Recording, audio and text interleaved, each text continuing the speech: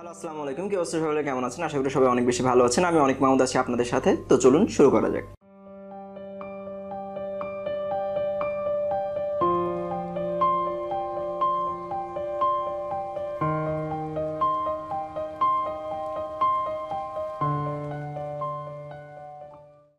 তো আজকে আমি আপনাদের সাথে একটি বিষয় নিয়ে আলোচনা করতে এসেছি। এটা হচ্ছে আমাদের প্রত্যেকের প্রয়োজন বা আমাদের প্রত্যেকের এটা আসলে জেনে রাখাটা প্রয়োজন। সেটা হচ্ছে এই যে গ্রামীণ সিম। এটা আসলে গ্রামীণ সিম কার্ড হোক বা অন্য যে কোনো সিম কার্ড হোক না কেন, আপনি নিজে যেই সিম কার্ডটা ব্যবহার করছেন এই ব্যাপারে কিছু তথ্য আপনার একটু জেনে রাখা উচিত। না হলে আপনি পরবর্তীতে অনেক বড় একটা ঝামেলায় পড়তে পারেন, যেরকম ঝামেলাতে কিছুদিন আগে আমি পড়েছিলাম এবং আমার নাম্বারটা প্রায় 10 দিনের মতো বন্ধ ছিল।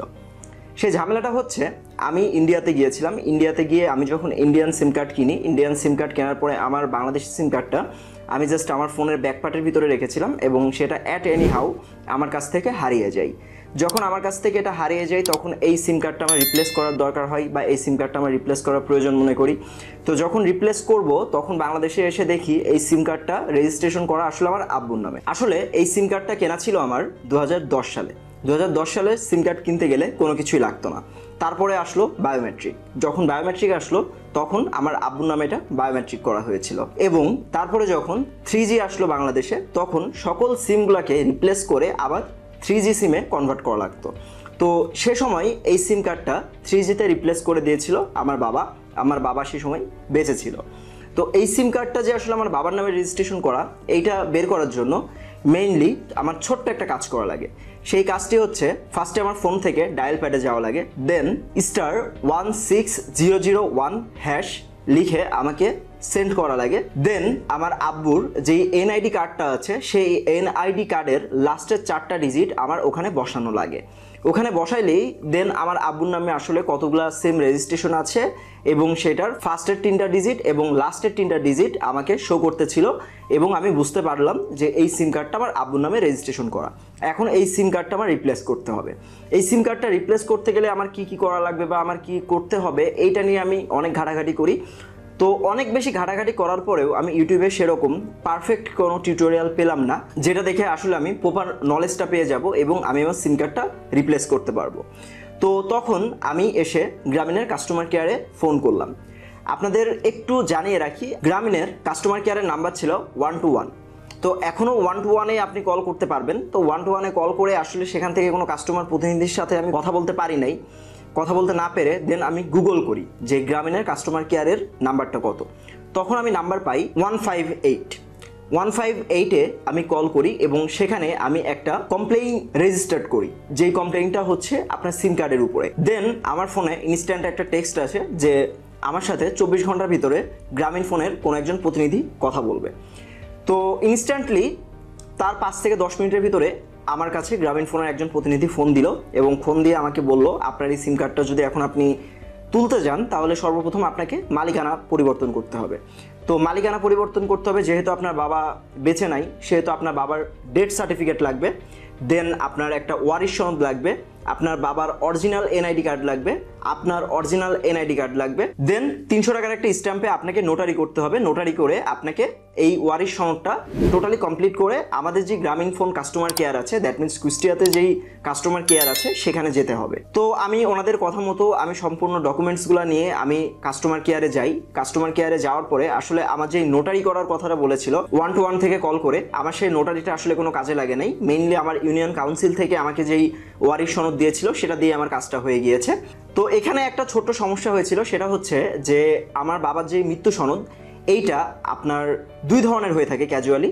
কোনো ব্যক্তি যখন মারা যায় তখন ইউনিয়ন পরিষদ থেকে বা পৌরসভা থেকে আপনাকে ইউনিয়ন পরিষদের চেয়ারম্যান অথবা পৌর মেয়র তার সিগনেচার করা লিখিত একটা পেপারস দেয়, যেই পেপারসের উপরে লেখা থাকে তিনি মারা গেছেন এবং সেটা কত নাম্বার বইয়ে কত নাম্বার পেজে রেজিস্টার করা আছে সেটার উপরে একটা দেওয়া থাকে, আর আরেকটা হচ্ছে অনলাইন কপি। তো আমি যখন পেপারসগুলো সব নিয়ে গেলাম তখন তারা আমার কাছ থেকে চাইলো আমার বাবার পুরনো যেই ভোটার আইডি কার্ডটা ছিল, দ্যাট মিনস বর্তমান আমরা যেই স্মার্ট আইডি কার্ডগুলো পাই বা আমাদের যে স্মার্ট আইডি কার্ডগুলো আছে এখানে কিন্তু আপনার ডিজিটগুলো অনেক কম, বাট আমাদের পূর্বে যেই ভোটার আইডি কার্ডগুলো ছিল সেখানে কিন্তু ডিজিটগুলো অনেক বেশি ছিল। তো সেই যে পুরনো ভোটার আইডি কার্ড ছিল সেটার একটা কপি লাগবে, সেটার কপি ছাড়া এইটা কোনোভাবেই রিপ্লেস করা পসিবল হবে না।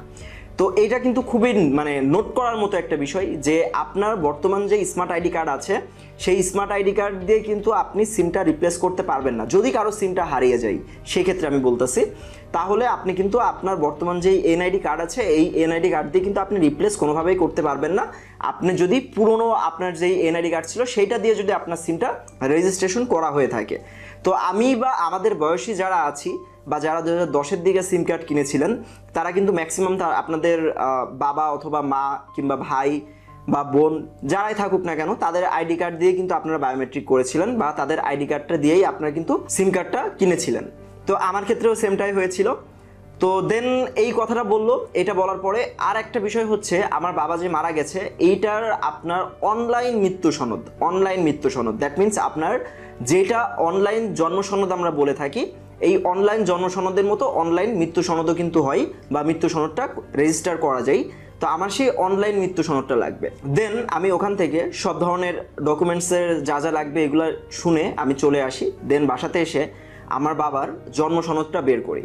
জন্ম সনদটা বের করে দেখি যে সেটা হচ্ছে অ্যানালগ এবং হাতে লেখা। তো এই যে হাতে লেখা জন্ম সনদ এইটা দিয়ে আবার আমি অনলাইনে মৃত্যু সনদের জন্য আবেদন করতে পারবো না। তো এটা কিন্তু আরেকটা হ্যাসেলের পয়েন্ট। সো এটার জন্য আমার কি করা লাগলো, আমার ফার্স্টে বাবার যেই জন্ম সনদটা আছে এই জন্ম সনদটা ফার্স্টলি আমার অনলাইনে করা লাগলো। বাবার জন্ম সনদটা ফার্স্টলি অনলাইনে আবেদন করা লাগলো। দেন বাবার জন্ম সনদটা পাইলাম। বাবার জন্ম সনদটা পাওয়ার পরে দেন বাবার মৃত্যু সনদের জন্য আমি আবেদন করলাম। বাবার মৃত্যু সনদের জন্য আবেদন করার পরে দেন বাবার মৃত্যু সনদটা পেয়ে গেলাম। তারপর আমার প্রয়োজন আমার বাবার পুরনো যেই ভোটার আইডি কার্ড ছিল, that means smart ID card দেওয়ার আগে যেই ভোটার আইডি কার্ডটা ছিল সেই আইডি কার্ডের একটা কপি।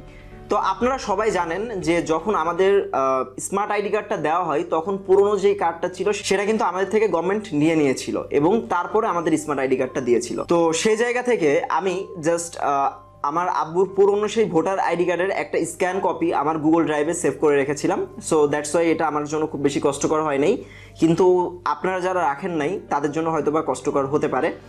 তো দেন আমি ওইটাকে প্রিন্ট আউট করলাম। প্রিন্ট আউট করে এখন আমার ডকুমেন্টসগুলো টোটালি রেডি। আমার টোটাল ডকুমেন্টস হচ্ছে আমার বাবার মৃত্যু সনদ অনলাইন কপি, দেন আমার বাবার পুরনো যেই ভোটার আইডি কার্ড ছিল সেটার একটা কপি, আমার নিজের স্মার্ট আইডি কার্ডের কপি, দেন হচ্ছে আমার ওয়ারিশ সনদ। এই 4টা জিনিস নিয়ে আমি আবার গ্রামীণ ফোন কাস্টমার কেয়ারে গেলাম। যাওয়ার পরে সেখানে আমাকে ফার্স্টে 350 টাকা দিয়ে এই যে মালিকানা পরিবর্তন এটার জন্য আমাকে একটা আবেদন করা লাগলো। আবেদন করার পরে তারা আমার থেকে 10 কর্মদিবস সময় চাইলো এবং 10 কর্মদিবসের ভিতরে বলল আমাকে ডেকে নেবে, ডেকে নিয়ে দেন সিমটা রিপ্লেস করে দেবে তারা। মেইনলি আমি এই কাগজগুলো জমা দেই শনিবারে এবং সৌভাগ্যবশত আমাকে মঙ্গলবারের দিন গ্রামীণ ফোন থেকে ফোন দিয়ে আমাকে ডাকা হয় এবং আমাকে বলা হয় আপনার সিমটি রেডি হয়ে গিয়েছে এবং চাইলে আপনি এসে নিয়ে যেতে পারেন। তো দেন আমাকে একটা সময় দেওয়া হয় বিকেল 3:30। আমি 3:30-এর দিকে আপনার গ্রামীণ ফোন কাস্টমার কেয়ারে যাই। কাস্টমার কেয়ারে যাওয়ার পরে তারা মালিকানাটা ফার্স্টে পরিবর্তন হয়ে যায় এবং আমাকে সিমটা রিপ্লেস করার জন্য আবার 250 টাকা চার্জ করা হয়। 250 টাকা চার্জ করে দেন আমার নিজের আপনার ফিঙ্গারপ্রিন্ট দিয়ে টোটালি আপনার 4টা ফিঙ্গারপ্রিন্ট লাগে। ডান হাতের এই ফিঙ্গারপ্রিন্ট, দেন এই ফিঙ্গারপ্রিন্ট, বাম হাতের এই ফিঙ্গারপ্রিন্ট, দেন এই ফিঙ্গারপ্রিন্ট। এই 4টা ফিঙ্গারপ্রিন্ট দিয়ে সিম কার্ডটা আবার নতুন করে আমার নামে অ্যাক্টিভেট হয়ে যায় এবং সিম কার্ডটা মালিকানা পরিবর্তন হয়ে আমার নামে চলে আসে এবং এখন থেকে সিম কার্ডটা আমার নিজের নামে মালিকানা হয়ে গেল বা আমার নিজের মালিকানাধীনেতে চলে আসলো। তো এখন এই ভিডিওটা করার কারণটা কি, আপনারা অনেকেই আছেন আসলে সিম কার্ডটা হয়তো বা আপনার বাবার নামে আছে, আপনার মার নামে আছে, অনেকের নামে রেজিস্ট্রেশন করা আছে, আপনি হয়তো বা জানেন না বা আপনি এটা নিয়ে তেমন একটা মাথা ঘামাচ্ছেন না বা এই বিষয়টা আপনার মানে সেভাবে গুরুত্ব দিচ্ছেন না।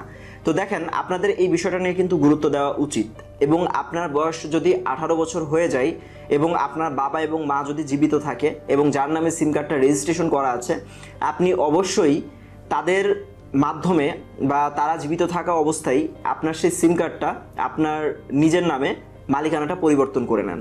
যদি আপনি মালিকানাটা পরিবর্তন না করে নেন তাহলে আপনার বাবা অথবা মা কিংবা যার নামে আপনার সিম কার্ডটা রেজিস্ট্রেশন করা তিনি যদি মারা যায় তখন ওই সিম কার্ডটা কোনোভাবে যদি আপনি হারিয়ে ফেলেন এবং কোনোভাবে যদি নষ্ট হয়ে যায়, মানে নষ্ট হওয়া বা হারিয়ে যাওয়া এটা কিন্তু আসলে খুব বড় কোনো ব্যাপার না।